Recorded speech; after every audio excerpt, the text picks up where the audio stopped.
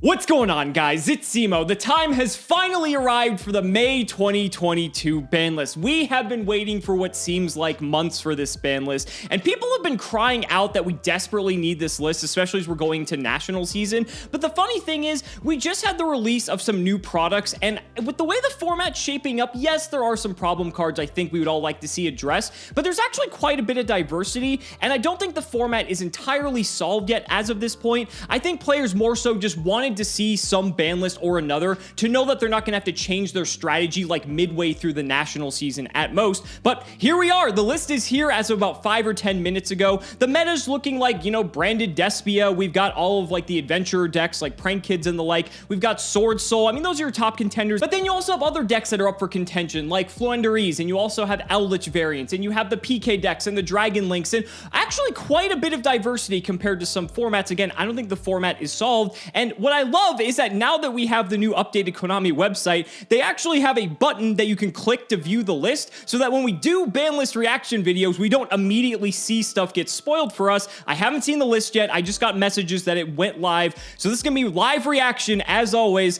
I'm excited. I can't wait to see what they came up with. Hopefully, just please give us like some huge crucifixion list. That's all I want. I feel like Yu-Gi-Oh! Is due for one. If there's anything I want to see get hit, probably in the neighborhood of like Verte Anaconda. I think people are just really sick of that card altogether. Crystron Halqifibrax is probably up there as well. It's a very Anaconda-like card for a lot of reasons, but for, you know, different decks, of course. And then, I don't know, I mean, Scythe was something that people considered to be the boogeyman of the format, and yes, it's annoying, and I think a lot of people probably want it banned. It probably should be banned, but at the same time, a lot of people just don't really care. So let's see what happens. I just can't wait. Let's see what's going to be up first. Okay, nothing there. Effective May 17th. It's it's effective today. Oh shit, so that actually means the meta possibly changes for YCS Hartford, which is 2 weeks from now, and also for all the national seasons too. So, okay, kind of sucks for everyone going to Hartford because now you have a week and a half to figure out the deck you're gonna play. If your deck isn't hindered by this list, that doesn't matter, but okay, I guess we'll see how that goes. I'm sure people are going to be incredibly frustrated about that if they've been testing diligently for Hartford, but nothing on the bans so far. Maxi is still here, thank fucking God for that, so we don't have to worry about that catastrophe. Still nothing. Oh, there's several. Okay, wait. Mecha Phantom Beast or Orodon. Okay, so you know what? If they're not going to ban Hulk, and I may have, actually no, Hulk would be right here if they banned it. It would be Crystron Halqifibrax. So they're not banning it.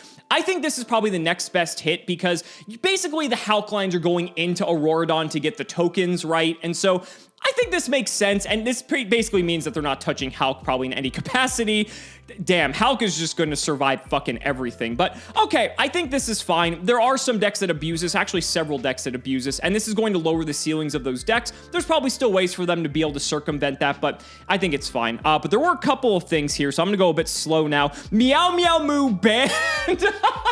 This is hilarious. I remember initially when people like saw this card go to 1, and a lot of people were like, oh yeah, like that's fine. Like, okay, it'll stop Prank from just being completely abusable with its combo. Now you can only do the Meow Meow Moo line like once, and that's like fine. But now they just straight up ban the card. And obviously like Prank Kid Adventure being like one of the strongest decks moving into these past few events until the Despia branded stuff kind of came to light.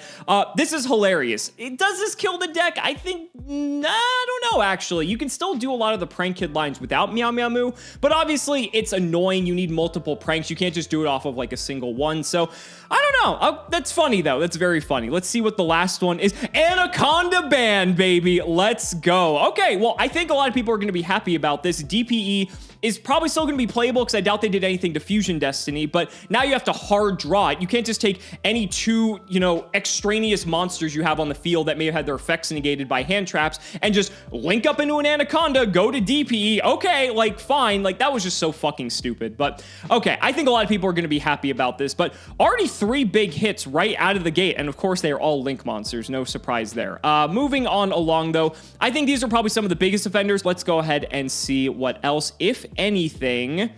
Going down slowly.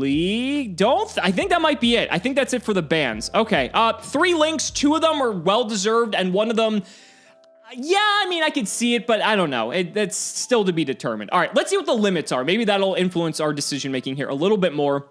Usually there's way more limits depending on the type of list they're giving us, but not a ton of bans this time around. Doesn't look like we're getting a mass list. Jet Synchron is off the list. Interesting. Okay. This is probably fine, right? I don't really think this is that big of a deal. There's so many other decks that already play Hulk, and there's so many other one-card Hulk cards anyway, and I think the logic here is this: with Auroradon gone, like, what does it matter, you know? Because the Hulk lines just become a lot different by comparison.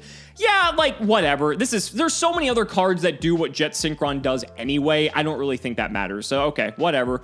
Monkey Board. Monkey Board? What? Why would you bring this card back? Oh my god, fuck that, dude. Okay, Monkey Board. Like, is Pendulum doing anything? It's a one-card scale, though. It's a one-card scale. Monkey Board is so good. I don't know. Well, there's so many other hindrances to Pendulum at this point. Will Monkey Board make a difference? I feel like Konami's been slowly bringing off the pieces of Pendulum, and this is one. What's Joker at now? 2, 3? I fucking forget. Maybe it's a 3 now. So 3 Joker, 1 Monkey Board, 1. Like, is anyone even gonna play Performapal if they're gonna play Pendulum? I don't know. This is scary from like the Pepe days, but at the same time, okay. I don't know about that one. That's interesting. Red Rose Dragon Limited. Okay, for all of the decks that are just the 60 card. Well, I mean, not even a lot of them were 60 card piles. Some actually, you know, sized down to 40 card decks. I could see this, I guess, if they're really trying to address like the based style of decks. You know, okay, whatever. Is that deserved? I don't know. I feel like that deck is sort of past its prime now. There are some decks that still play it, but I don't know. It just didn't seem like that was like at the forefront of the metagame anymore. It seems sort of like a delayed hit, in all honesty. But let's go ahead and move down. Yata-Garasu. Are they just like going through the ban list and are like, yeah, you know what? Let's just throw some darts at the dartboard and see what's going to come off. Yata's back. After an internal prison of how long? Yata was the longest lasting card on the ban list. And it's back. Yata-Garasu is back.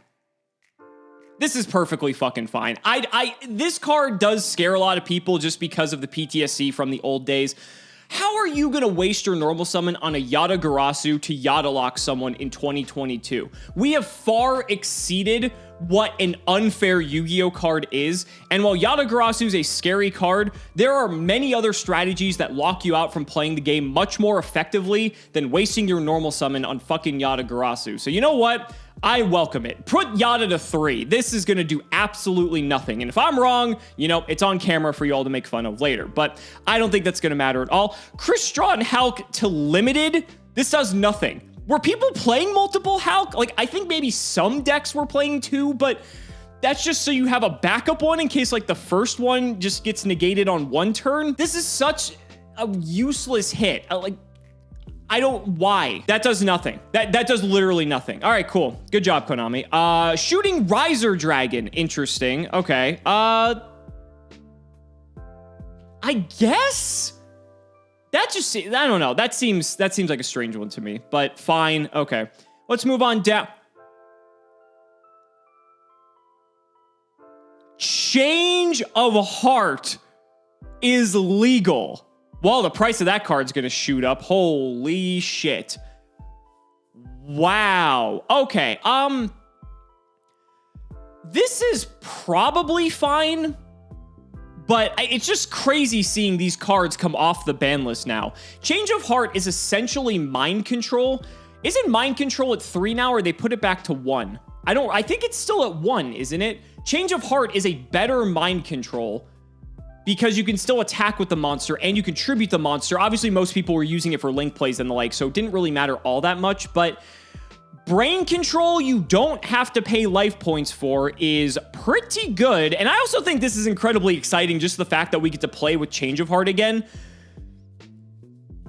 Is this going to be a Snatch Steal situation? Is this going to be a throwback to 2015 or whatever when they unbanned Snatch Steal for like that one format when Klee and Shadal were around? And then they're like, whoops, we fucked up and we're going to ban it again.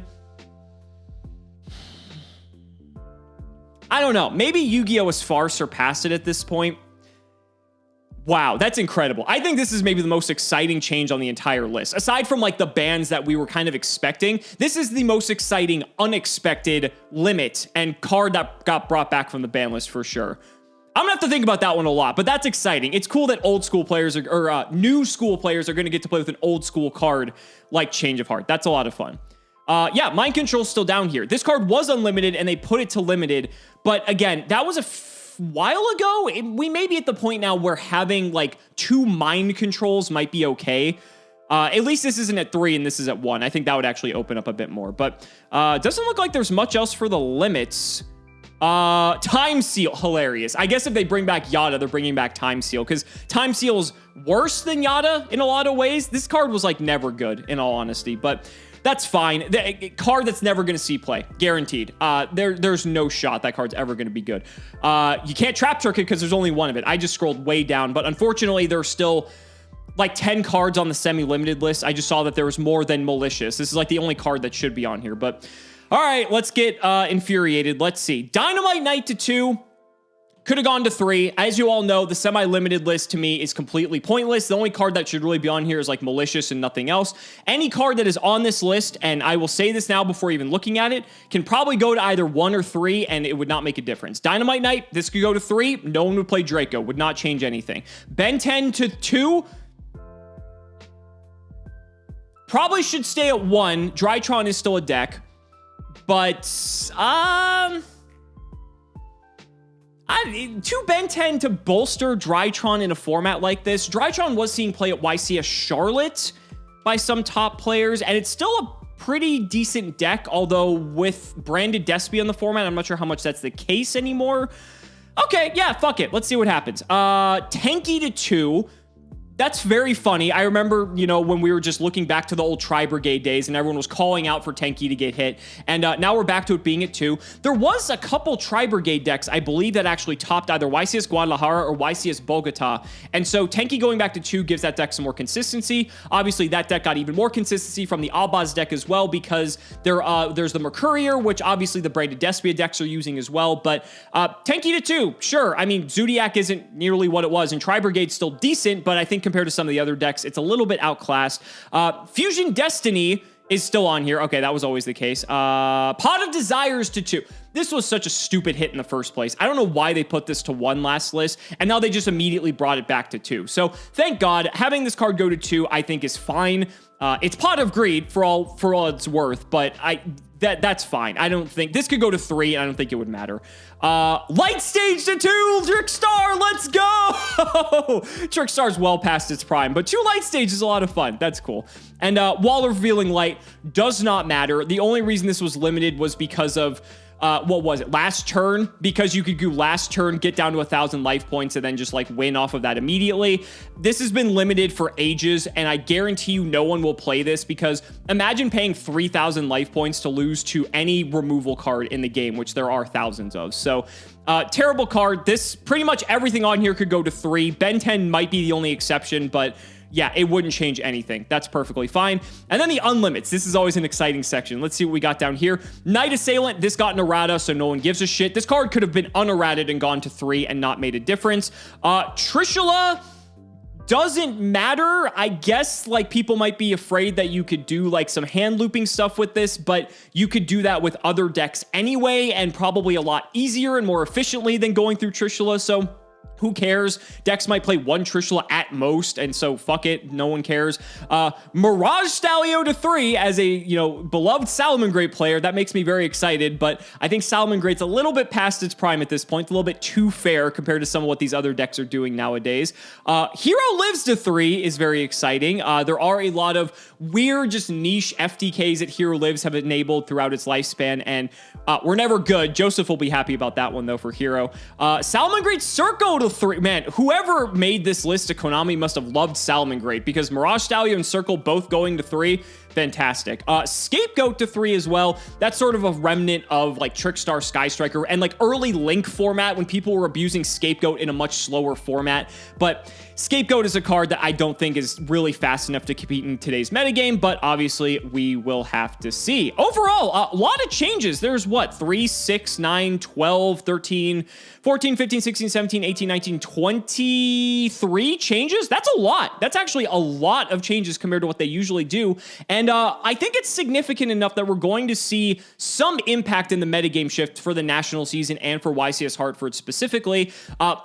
Obviously, not really many hits to some of the newer decks because they want to make sure that they sell the newer decks, of course. And Dimension Force is also a new product that we're getting right around the time of a ban list. So Dimension Force had the possibility to shift the meta, and so we didn't exactly know what the meta was going to look like post YCS Hartford. So with Dimension Force and a new ban list coming around, there's going to be a lot to see at YCS Hartford and this national season. It's going to be exciting. I think the format was already diverse before, and now that we've sort of checked some of the problem cards, Scythe didn't get hit, but, you know, they've sort of addressed easy ways to kind of get into Scythe with Verte getting banned. I'm excited. I can't wait to see what comes out of this, and I can't wait to start playing with Change of Heart. That's going to be a ton of fun. So, guys, that's going to do it for the video. Let me know down in the comments what you guys think of this new ban list. Do you love it? Do you hate it? I can't wait to see what you guys have to say down below. Thank you so much for watching the video, and we will see you next time.